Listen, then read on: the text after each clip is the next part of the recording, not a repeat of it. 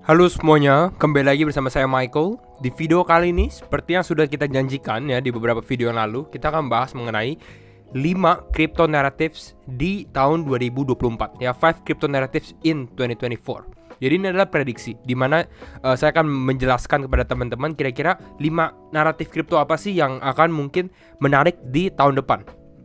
Ini cukup besar gitu ya. Ini perlu research juga. Jadi kalau misalnya teman-teman memang suka video style seperti ini, jangan lupa untuk mungkin share videonya ataupun like juga. Kita targetkan like untuk 500 likes ya. Semoga kita bisa mendapatkan 500 likes juga. Dan thank you semua untuk supportnya. Kita bisa langsung masuk aja ke dalam videonya karena banyak yang akan kita bahas di video kali ini gitu ya. Nah, kita akan bahas dulu. Kenapa kita membahas mengenai crypto naratif ini? Ya kalau teman-teman lihat di crypto ini kan banyak sekali kripto. Kalau nggak salah ada sekitar 20 ribuan kripto. Nah, dan dari 20 ribu kripto itu kan banyak sektor, banyak kategori yang spesifik ya. Ada yang buat payment lah, ada yang buat layer 1, layer 2, ada yang meme coin, ada yang shitcoin, ada yang buat transaksi, buat gaming dan lain-lain. Nah, jadi di video kali ini kita akan bahas kira-kira 5 kripto apa, 5 naratif apa atau 5 sektor apa yang menarik untuk kita perhatikan dan alasannya kenapa sih seperti itu gitu ya. Dan menurut saya menjadi salah satu yang tepat juga, waktu yang tepat. Karena teman-teman tahu ya, untuk di tahun depan juga akan ada Bitcoin halving countdown. Bitcoin halving. Ini countdownnya, tinggal sisa 152 hari lagi. Dan ETA-nya pun sekitar 10 April. Ya, 10 April akan ada halving. Artinya apa kok? Artinya sebenarnya simple. Ya, biasanya dengan Bitcoin halving sebelum atau sesudah, ini cukup bullish ke dalam market crypto. Ya, jadi ini adalah waktu yang tepat untuk kita mulai mencari kira-kira altcoin apa sih ya, kita tanda petik gitu ya, altcoin apa sih yang berpotensi. Nah, kita akan langsung masuk aja ke dalam yang pertama. Yang pertama, simple, AI gitu ya. Teman-teman tahu di mana AI cukup hype di tahun 2023 dengan adanya rilis. Kita tahu ChatGPT, ada Bard AI, Google, OpenAI dan lain-lainnya gitu ya. Bukan hanya ChatGPT dan Bard AI aja, tapi ini cukup hype ya, dan saya rasa the trend will continue karena orang-orang sudah mengerti potensi AI, sudah mengerti AI itu begini sih. AI ini kalau teman-teman tahu edit foto tiba-tiba jadi Disney atau bagaimana, itu kan menggunakan AI gitu ya. Jadi ya kita bisa lihat penggunaan AI semakin lama semakin besar.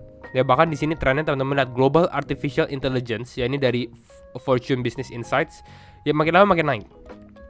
Ya makin lama makin naik ya. Ini untuk secara market size-nya. Saya rasa dengan ini mungkin dia belum terlalu update, tapi dengan potensi perkembangan sekarang mungkin naiknya lebih signifikan lagi ya. Bahkan yang terbaru teman-teman tahu Elon Musk ya. Sekarang yang punya X atau Twitter dulunya, dia kan baru aja rilis juga ya, belum rilis sih, tapi akan rilis dia punya perkembangan AI, yaitu adalah Grok gitu ya. Behold Grok Elon Musk AI chatbot ya. Chatbot ini akan dirilis di platform media yaitu X ya, atau sebelumnya Twitter. Nah, Elon Musk has announced the introduction of Grok, an artificial intelligence chatbot for some users of X ya. Teman-teman lihat di sini, ini akan dirilis untuk subscribers untuk X Premium. Jadi ya saya rasa AI di crypto pun juga menarik. Ya, di sini dari Algo Trading dia bilang never been so confident that the next narrative will be decentralized AI. Dia bilang sangat percaya diri. Dia nggak pernah se-confident inilah bisa dibilang gitu ya, bahwa next narrative-nya bakal jadi decentralized AI, atau decentralized AI ini akan menjadi hype thing gitu ya.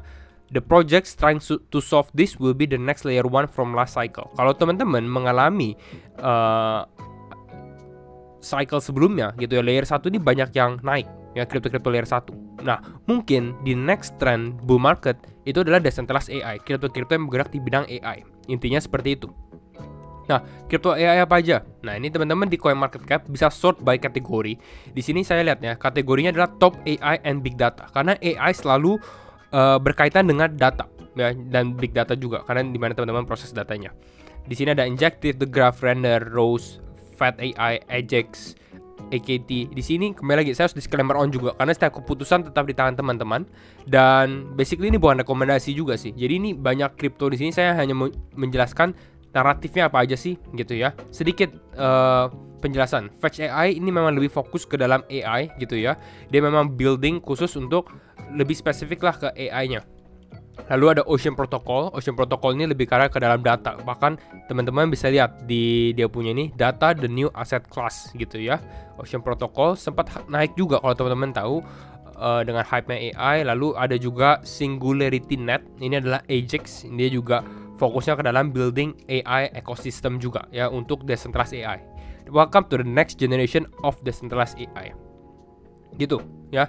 Ini tiga yang menurut saya mungkin yang lumayan besar juga untuk tiba di bagian AI. Tapi masih banyak lagi sih yang lumayan berpotensi juga.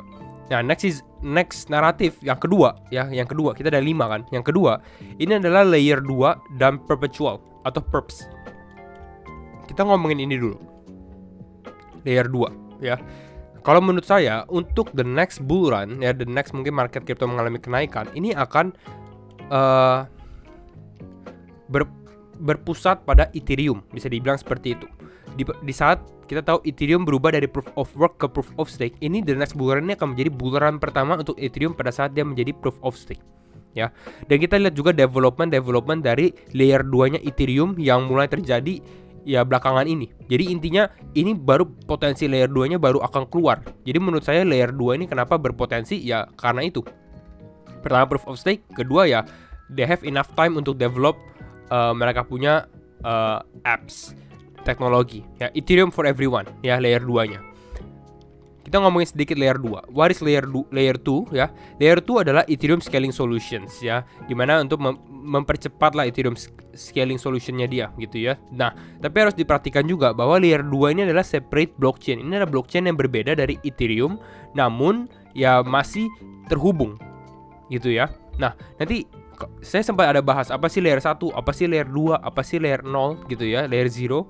Itu ada di udah beberapa bulan yang lalu atau beberapa tahun yang lalu gitu ya. Nanti saya coba linkin itu di deskripsi juga kalau teman-teman belum mengerti layer 2. Ini kita skip dulu ya layer 1. Tapi kalau kita lihat untuk benefitsnya, ini adalah lower fee ya. Ini teman-teman lihat dari sini ya.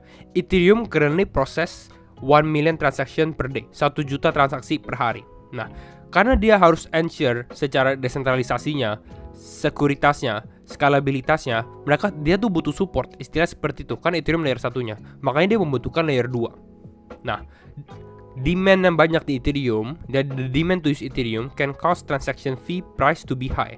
Ya, transaksinya tinggi. Nah, inilah kenapa membutuhkan layer 2, gitu ya.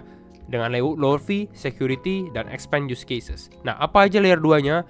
Layer 2-nya ada ini, Arbitrum, Optimism, Boba, Stark Network, Polygon Matic, Loopring, zkSync, zkSpace, Aztec, Base Network, dan lain-lainnya ya. Teman-teman bisa lihat juga di CoinMarketCap atau CoinGecko untuk pembagiannya.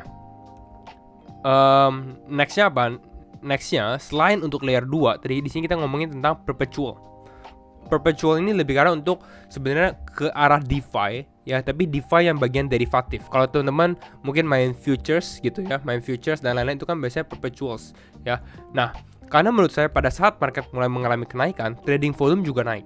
Dengan trading volume naik, biasanya perpetual market ini, perpetual trading ya, decentralized exchange yang memang butuh leverage dan lain-lain, itu juga akan naik secara volume gitu ya. Sehingga lebih banyak use casesnya juga. Gitu, makanya ya bisa dibilang perpetual market sepertinya menarik gitu. Nah, di sini teman-teman lihat ini derivative market ya.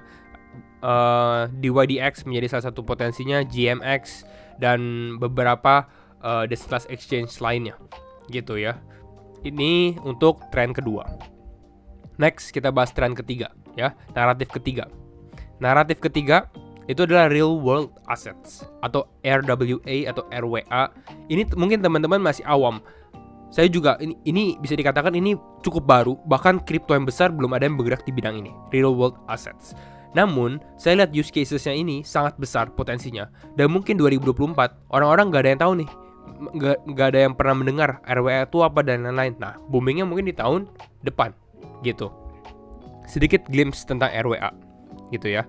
Traditional finance giants are excited about the idea of putting ownership of assets like precious metals, art, homes, and more on the blockchain. Jadi ya, ini TradFi ya, market finansial tradisional itu ya. Mereka lumayan hype lah, lumayan senang atau lumayan semangat lah dengan put aset-aset yang ada di real world, yang ada di dunia nyata ke dalam blockchain. Lebih detailnya gimana sih? Nah, detailnya gini. Bagaimana, what if kalau misalnya teman-teman bisa beli pecahan atau shares dari sesuatu lukisan atau artwork ya. Jadi belinya pecahan-pecahannya. Bayangkan nih, ini ada kejadian aslinya. Ya bayangkan ada kisaran ada satu painting ya, Marilyn punya painting itu seharga 195 juta dolar. Ya. Gak semua orang punya 195 juta dolar. Ya. Tapi bayangkan kalau teman-teman bisa beli pecahannya aja gitu. Dan ini yang digunakan dari real world assets, di mana salah satu namanya adalah Freeport gitu ya. Bukan yang buat mining ya, tapi Freeport ini mereka offered fractionalized shares ya. Jadi dia kasih pecahan-pecahan sharesnya. Jadi dibagi lagi 1000 token. Jadi teman-teman bisa bilang, "Oh, saya punya pecahannya nih." Seperti itu.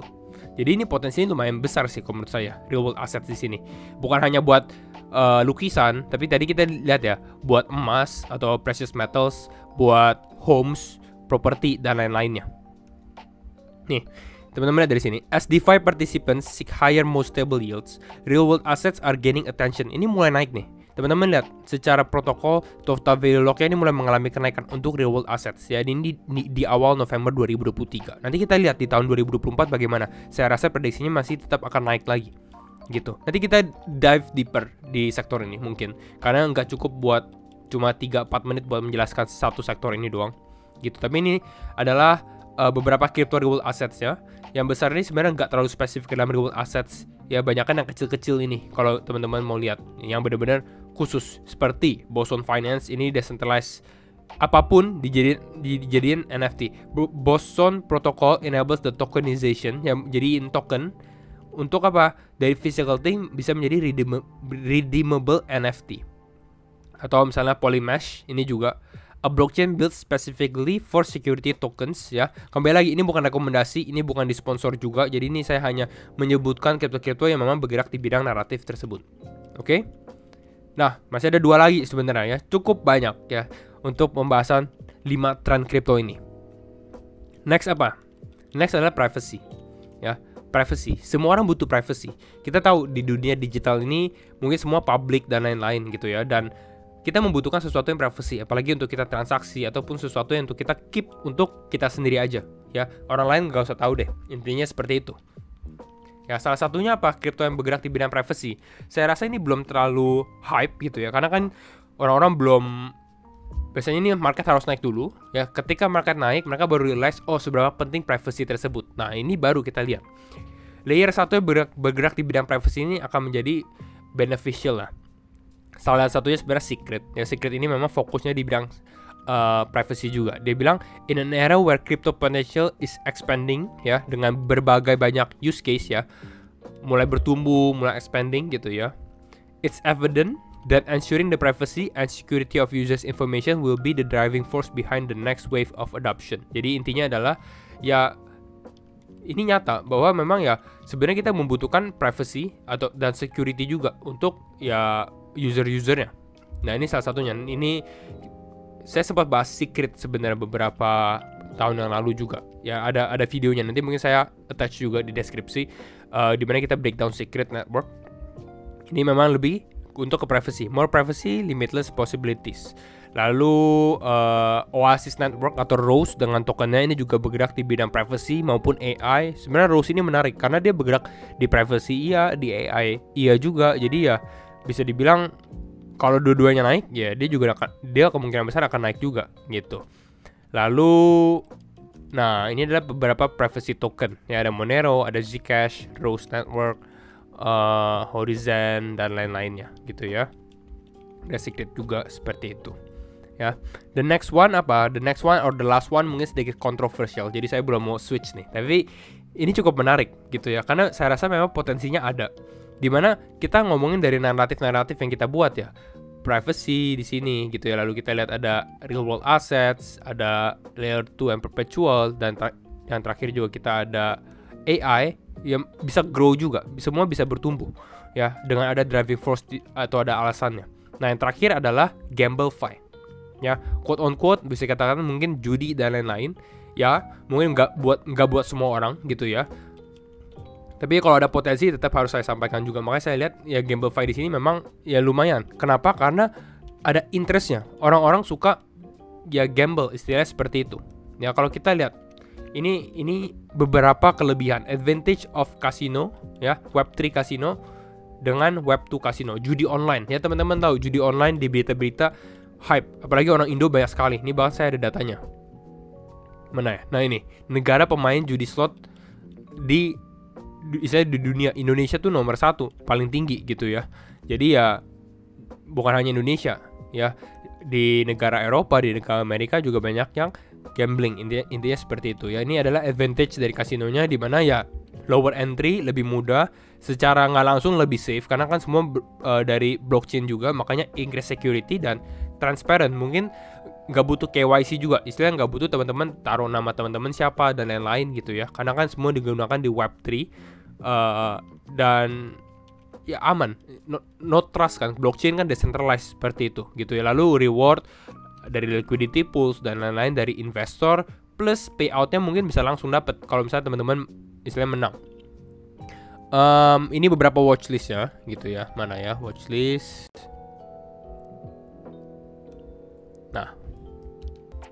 Nah ya, kita bisa lihat ini adalah watchlist dari GameFi sendiri. Ada Robit, ya Robit ini yang paling besar, atau tikernya RLB. Ada Winner Protocol, Dream Machine, Blockchain Bets, dan lain-lainnya. Sebenarnya saya juga belum terlalu dive deep karena saya nggak terlalu suka juga. Tapi ya intinya kalau memang berpotensi ya saya sampaikan juga gitu. Ini GameFi bisa dilihat. Dan memang nih teman-teman lihat ini Robit misalnya seperti ini ya. Kita tahu judi bola dan lain-lain di sini kan ada semua gitu ya.